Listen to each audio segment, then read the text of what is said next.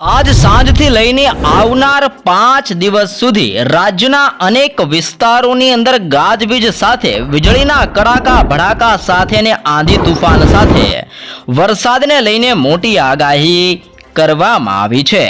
બંગાળની ખાડીના દરિયાની અંદર ફરી એકવાર અત્યંત તીવ્ર વાવાઝોડું બનતું જોવા મળ્યું છે, જે ધીમે ધીમે આગળ વધીને ટકરાવવાની તૈયારી કરી રહ્યું છે, જેને જોતા અનેક જિલ્લાઓની અંદર અનેક રાજ્યોની અંદર ભારે ને તીવ્ર પવન ફૂંકાઈ શકે છે. પવનની ગતિવિધિઓ સાથે અનેક રાજ્યોની અંદર ભારે વરસાદને લઈને રેડ એલર્ટ દર્શાવવામાં આવી રહ્યું છે. સિસ્ટમનું સંક્રમણ પણ અત્યંત તીવ્ર અને મજબૂત બનતું જોવા મળ્યું છે.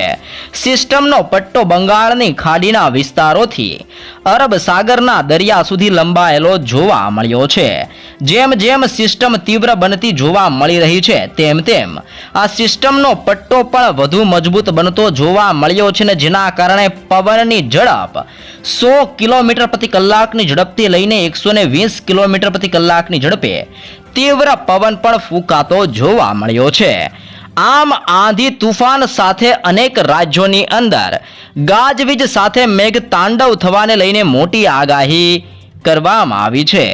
આગાહીના પગલે ગુજરાતના વાતાવરણ ઉપર પણ મોટો પલટો આવતો જોવા મળ્યો છે, જેને જોતા ગુજરાત રાજ્યની અંદર આજે અને આવનાર 5 દિવસો દરમિયાન ફરી એકવાર વાતાવરણની અંદર પલટો નોંધાઈ શકે છે અને વાદળ છવાયું વાતાવરણ રાજ્યની અંદર જોવા મળી શકે છે અને અંધકાર સાથે ગાજવીજ સાથે ફરી એકવાર ગુજરાતની અંદર માવઠું પડવાને લઈને મોટી આગાહી કરવામાં આવી છે. સાથે જ ગુજરાત રાજ્યની અંદર 2024ના ચોમાસા અંગે પણ મોટી અપડેટ સામે આવી છે. ખાસ કરીને બંગાળની ખાડીના દરિયાની અંદર વાવાઝોડું અત્યંત ભયંકર અને તીવ્ર બનીને હાલ લો પ્રેશરના એરિયામાંથી ડીપ ડિપ્રેશનની અંદર પરિવર્તિત થઈને ધીમે ધીમે આગળ વધીને ટકરાવવાની તૈયારી કરશે, જેવું પણ અનુમાન મૂકવામાં આવ્યું છે. આવનારી તારીખ 24 અને 25 તારીખ દરમિયાન આ વાવાઝોડાનું તીવ્ર જોર જોવા મળવાનું છે. જો કે હાલ તો લો પ્રેશર અત્યારે બંગાળની ખાડીના દરિયાની અંદર સર્જાતું જોવા મળ્યું છે. અરબ સાગરના દરિયામાંથી ભેજયુક્ત અને ગરમ પવનો આ સિસ્ટમ પોતાની તરફ ખેંચતી જોવા મળી છે, જેના કારણે હલચલ સર્જાતી જોવા મળી રહી છે. જેમ જેમ સિસ્ટમનું સંક્રમણ બંગાળની ખાડીના દરિયાની અંદર તીવ્ર બનતું જોવા મળ્યું છે, તેમ તેમ તેની આજુબાજુના વિસ્તારોની અંદર પણ પવનની ઝડપની સાથે ભારે ને તીવ્ર ગાજવીજ સાથે વાતાવરણની અંદર પલટો આવતો જોવા મળ્યો છે. ખાસ કરીને 23 અને 24 તારીખ દરમિયાન અનેક રાજ્યોની અંદર પલટો જોવા મળવાનો છે, જેમાં મદુરાઈનો વિસ્તાર, બેંગલુરુનો વિસ્તાર, બેંગલવીનો વિસ્તાર, સાથે જ હૈદરાબાદના વિસ્તારોની અંદર વિશાખાપટ્ટનમ, ભુવનેશ્વરનો વિસ્તાર, કોરબા, નાગપુર, જલાના, મુંબઈના વિસ્તારોની અંદર અને ગુજરાતના વાતાવરણ ઉપર પણ મોટો પલટો જોવા મળવાનો છે. આમ ગુજરાતની અંદર ફરી એકવાર પલટા સાથે ભારે પવનની ગતિવિધિઓ સાથે મેઘ તાંડવને મેઘ વર્ષા થવાને લઈને આગાહી કરવામાં આવી છે.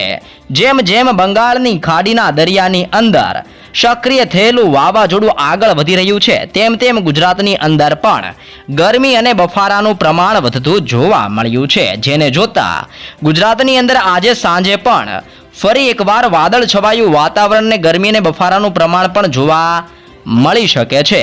સાથે જ કચ્છના વિસ્તારોમાં, સૌરાષ્ટ્રના વિસ્તાર, મધ્ય ગુજરાતના જિલ્લાઓની અંદર, ઉત્તર ગુજરાતના વિસ્તારો અને દક્ષિણ ગુજરાતના વિસ્તારોની અંદર પવનની ગતિવિધિઓ સાથે રાજ્યની અંદર ગાજવીજ સાથે વાતાવરણની અંદર પલટો આવી શકે છે અને વાદળ છવાયા વાતાવરણ સાથે ઝરમર ઝરમર કમોસમી વરસાદ જોવા મળશે, તેવું પણ અનુમાન મૂકવામાં આવ્યું છે.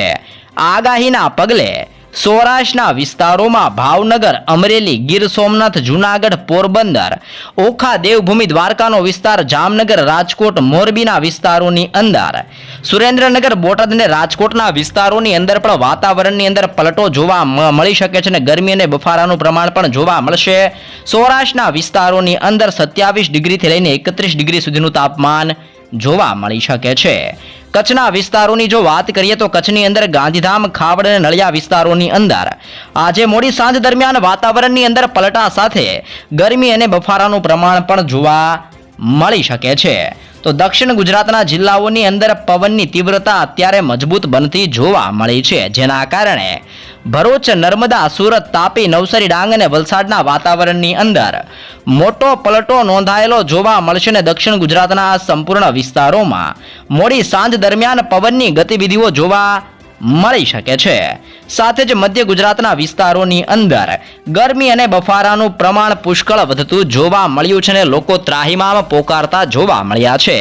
જેમાં અહેમદાબાદ, આણંદ, વડોદરા, દાહોદ, છોટાઉદેપુર, ખેડા, પંચમહાલ અને મહીસાગરના જિલ્લાઓની અંદર પુષ્કળ ગરમી પડતી જોવા મળી રહી છે અને અહેમદાબાદ અને વડોદરાના વિસ્તારોમાં 31 ડિગ્રી સેલ્સિયસ સુધીનું તાપમાન નોંધાઈ આવેલું જોવા મળ્યું છે.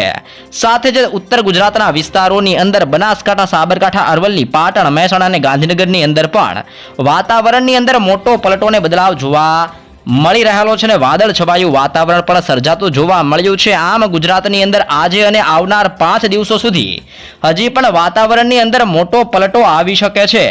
સાથે જ બંગાળની ખાડીની અંદર જે હલચલ અત્યારે સર્જાતી જોવા મળી રહી છે, જે વાવાઝોડું અત્યંત મજબૂત જોવા મળ્યું છે, જે સિસ્ટમનો પટ્ટો અત્યારે બંગાળની ખાડીમાં રચાતો જોવા મળી રહ્યો છે, જેના કારણે અનેક રાજ્યોની અંદર ગાજવીજ સાથે મેઘ તાંડવ થવાને લઈને મોટીને મહત્વની આગાહી કરવામાં આવી છે. જેમ જેમ આ વાવાઝોડું તીવ્ર બનશે તેમ તેમ ગુજરાતની અંદર પણ ગરમી અને બફારાના પ્રમાણની અંદર વધારા સાથે રાજ્યની અંદર માવઠાની આગાહી દર્શાવવામાં આવી રહી છે. સાથે જ 2024ના ચોમાસા અંગે પણ મોટી અપડેટ સામે આવી છે કે 2024નું ચોમાસું ગુજરાત માટે સારું રહેવાનું છે, જેમાં 102% થી લઈને 106% સુધીનો વરસાદ જોવા મળવાનો છે. અંદમાન નિકોબારના વિસ્તારોની અંદર ચોમાસાની દસ્તક 24 તારીખથી લઈને 27 તારીખ દરમિયાન, એટલે કે મે મહિનાની 24 થી લઈને 27 તારીખ દરમિયાન ચોમાસાનું આગમન જોવા મળશે અને ત્યાંથી આ ચોમાસું ધીમે ધીમે આગળ વધીને કેરળના વિસ્તારોની અંદર 1 જૂન આજુબાજુ દસ્તક આપી શકે છે અને ત્યાંથી ચોમાસું આગળ વધતા ગુજરાતની અંદર 15 જૂન આજુબાજુ આ ચોમાસું દસ્તક આપશે અને ચોમાસાનો પહેલો વરસાદ સારો એવો ગુજરાતની અંદર 15 જૂન દરમિયાન જોવા મળી શકે છે, જેવી પણ મોટી આગાહી ગુજરાત માટે દર્શાવવામાં આવી રહી છે.